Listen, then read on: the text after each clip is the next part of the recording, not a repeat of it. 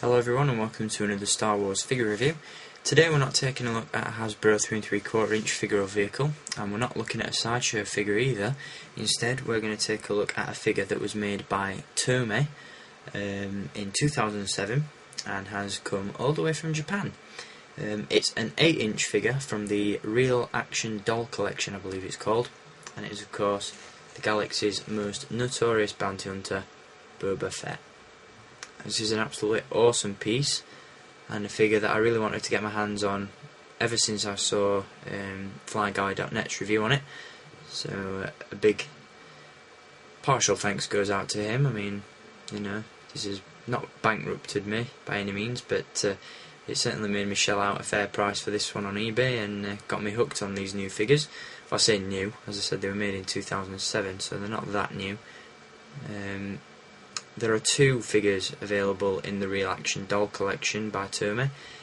Obviously Boba Fett, the one that I'm showing you here, and also Darth Vader, who I have also ordered on eBay and should be with me in the next couple of weeks. Before we get into the details of the figure, I am going to give you a look at the packaging that he comes in. Now, because this figure was released in 2007, obviously that year marked the 30th anniversary of Star Wars, and to reflect that, the box that it comes in is the 30th anniversary packaging that was seen on various Star Wars products during that year, such as Kurt statues, Medicom Real Action Heroes figures, Gentle Giant busts, and many more items. As you'll see on the front of the box there, you've got Star Wars Real Action Doll Collection Boba Fett, and this is the Empire Strikes Back version of the character, and underneath of course the what I'm assuming is the Japanese translation for that. On the sides of the box you've got very cool images of Boba Fett. It's the same image on both sides, and then on the back you've got another image of that figure, as well as all the parts that are included to put the figure together. And as you'll see, the image of the skeleton, or the body that's underneath all the armour and clothing, is actually made of die-cast metal. So this figure is absolutely, you know, really heavy. It weighs an absolute ton. So it's really not a toy by any means. As you throw this at someone, it's really going to damage them. But then there you see all the parts that come to complete Boba Fett, and of course some rubbish underneath there in Japanese. So there's the box, and as you can see obviously from the front there, you'll see that he is all unassembled and you have to put him together yourself. Quite fiddly the first time round, but once you've done it once it's pretty easy. So there's the box. Now on to the figure. Now I'll give you a overall look at him before I start going into detail about him.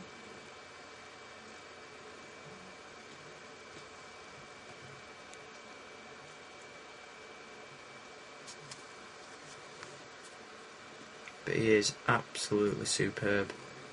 Definitely a worthy buy. And for the price that I picked this one up for, and the Darth Vader one, come to mention it, I really couldn't complain. I picked both of these up for roughly, I think, about £40, 40 English pounds, and that's including shipping, which is great. Really good price. So now onto the details of the figure. I'll start with all the features. First up, on the helmet you have the moveable rangefinder, which is a little bit flimsy, as you can see, very fragile, so do be careful with that. You can pose that on his helmet like so.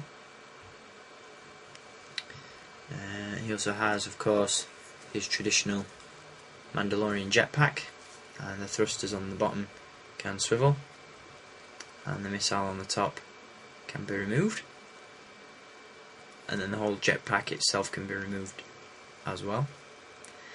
He has real braided Wookiee hair. Well, not real Wookiee hair obviously, but you know, real sort of fabric Wookiee braids over the shoulder. Of course the helmet is very nicely designed and put together as well. It comes with his traditional blaster, and he also has attached to his belt a holster in which you can see the much smaller laser pistol. He also has some very nicely detailed gauntlets, as you'll see that one there. I think this is the flamethrower gauntlet with the clear plastic tube going up inside the sleeve. And then you also have a very nicely detailed gauntlet with all the firing darts and stuff on there. Of course, his belt has various ammo pouches all the way around, and he also has the knee plates with the firing darts on either side. And then, as you'll see on the pockets on the shins, he does have various tools. So I think that's a saw and some other gadgets that can actually be removed as well. Of course, he does have his cape, which is a very nice material, not too rigid and flows nicely over the shoulder. And if I just move the arms out of the way so you can see the armour a little bit better.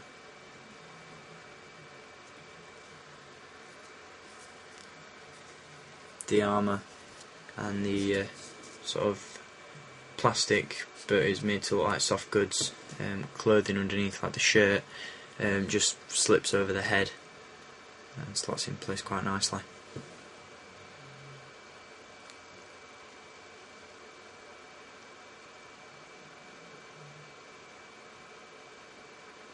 Now, aside from all those accessories, he also has, if I can remember where I've put them, there they are. He also comes with a few sets of hands. Now I'm not going to remove them from the bag that they're in, but as you can see, there's some open grips there and some fists, so you can have him in a number of different poses. It would have been nice if some of those were demonstrated on the box like Sideshow do, but can't ask for everything.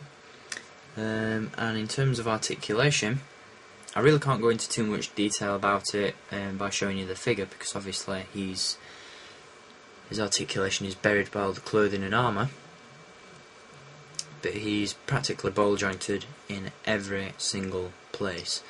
And if I show you the image of the diecast skeleton underneath on the box there, you'll see all the articulation for yourself. Now, multiple joints on this body have various movement, so the neck can not only like move around like that on the sort of the joint between the neck and the helmet, but also the neck itself is hinged so it can look up and down, very similar by comparison to the Snow Gear Captain Rex and the Snow Trooper figures that we've seen in the past, where the neck just literally hinges up and down. The shoulders are multi-jointed as well, so you can get them in some real lifelike poses. And as I said, you can basically get this guy in every single pose imaginable, because he's very, very articulated. And because the body is made out of die-cast metal, he's very, very durable, so you don't have to worry about any of the joints snapping out of place. Before I bought this figure, I had heard mixed reviews on it, because a lot of people had said that because he was so heavy, he tends to fall over quite a lot, which is true, but I'm hoping to pick up some stands for him in the near future. Also, through minor posing, some of the limbs and attachments can accidentally be knocked off, such as the hands and the gauntlets, if you move them at the wrong place. You know, if you try and move the whole arm by moving it at the hand will probably fall off and the gauntlet will follow it. And the same goes for the feet as well. You know, you try moving them around, or try moving the leg with the foot, and the foot will fall off. They're not as loose as I thought they were going to be, which is you know, promising, and really happy about that. But do be careful if you do buy one of these for yourself. But yeah, absolutely awesome piece. Definitely one of the must-have Boba Fett collectibles on the market. These were previously sold through StarWarsShop.com, who obviously have now closed their doors now. But you can pick these up pretty cheap on eBay if you do a good search. Like I said, I found these. I got this one from a Japanese seller known as Blue Nuggets, I think it was. Blue Nagets. And he had one of these in stock, and as I said, he cost me £28 plus the £12 for postage, which rounded the figure up to £40 exactly. I recently did a search again, and as I said, I ordered him the Real Action Doll Collection Darth Vader, and I can't remember the name of the seller. I think it's UK Politician, something like that. He's based in Taiwan, and he was selling the figure for £39.85 with free postage, so I got the figure for around the same price, and as I said, that one should be with me in the next couple of weeks, so you can expect a review on that too. But yeah, absolutely top quality piece, certainly something I would recommend picking up. Just a great display piece really, and a very nice high-end collectible. As I said, certainly not a toy due to the fact that the figure is die-cast, and he really does weigh quite a bit. But just superb piece, highly detailed, and for someone like me who's running out of room to display their 12-inch sideshow figures, this is ideal, because odds are I'm probably not even going to be able to afford it, and I'm not going to have room for the upcoming 12-inch Boba Fett that Sideshow are releasing, so this is a very, very nice substitute. And obviously I've got no chance of finding a cheap Sideshow 12-inch Darth Vader, so yeah, these Real Action Doll Collection figures are perfect substitutes for people with not a lot of space in their collections for bigger figures. So definitely a figure that I would recommend picking up. As I said, widely available on eBay, but I would recommend doing a search, having a look around before you jump into a purchase, because some people are selling these for quite an expensive price, and you don't want to get ripped off, because they're good but they're not worth the amount that some people are charging for them. So do look around if you intend to buy one of these. But there we go, that is the Real Action Doll Collection Boba Fett figure from Tomy Direct. Once again, 8 inches in height, made from die-cast metal. The die-cast body is made by a company in Japan, who I forget the name of, and all the parts, the plastic parts and the clothing and stuff like that, are all made in China by Tomy, I think, but I don't know. I'm not too clued up when it comes to all the toy companies and where they distribute from and where they're based, but that's what I've heard anyway. So before I wrap this review up, I'm just going to give you one last look at all the detail of the figure.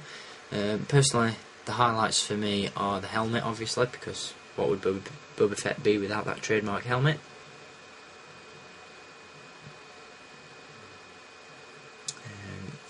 The gauntlets are very nice as well. Really love this one with all the darts and attachments and stuff. Of course, you do have the Mandalorian emblem on the shoulder plate there. The blaster is a very nice accessory as well, and of course the backpack is very nicely sculpted, as you can see, with very nicely sculpted parts on there, and the fact that the thrusters swivel is a very nice touch. And just before I wrap this review up, just for the sake of it, I will give you a look at the small pistol that it comes with in the holster, which is made out of a sort of fake leather material, which is very good. But there you go, you've just got a generic pistol with that, which as you can see gets bent in the holster, so that's why I don't tend to take it out much. But a great figure all round, certainly something that I would recommend adding to your collection. Once again, can't wait to receive the Darth Vader Real Action Doll figure. But certainly something I'd recommend picking up if you're a Boba Fett fan, and great for your displays. So if you enjoyed having a look at this figure, I'll be back with more reviews very soon. Hopefully the Darth Vader will be next, providing it arrives on time. And thanks for watching this review. Until next time, keep collecting. May the Force be with you.